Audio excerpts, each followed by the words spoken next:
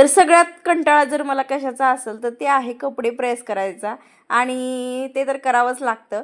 कपडे इस्त्री करत करत मस्त कडक कडक चहा घेतला आणि निघालो बाहेर. आज होता बाजारसुद्धा आणि काही किराणा सामान संपलं होतं, ते सुद्धा आणायचं होतं.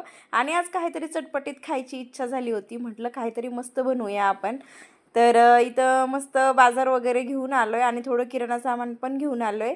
आणि यावेळेला ना थोडीशी भूक लागते, त्यामुळे अगोदर बाजारातून थोडासा खाऊ आणला होता, ते खाऊन घेतला. कितीही ठरवलं ना गोड खायचं नाही, अनहेल्दी खायचं नाही, तरीसुद्धा मी ते खाऊन घेते. नंतर उद्याचं उद्या बघूया असं म्हणते.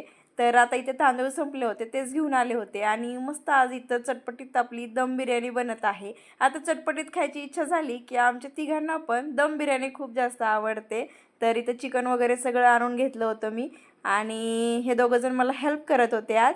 तर चिकन असं आपलं अशा पद्धतीनं मी उकडून घेत असते आणि रेडी झालेली आहे आपली दम बिर्याणी गरमागरम. खूप मस्त वास तर एवढा भारी सुटला आहे, तशीच टेस्टलासुद्धा भारी होते बरं का. तर नक्की एकदा ही दम बिर्याणी ट्राय करा. रेसिपी आपल्या चॅनलवर मी टाकलेली आहे. तर चला व्हिडिओला इथे सेंड करते. बाय.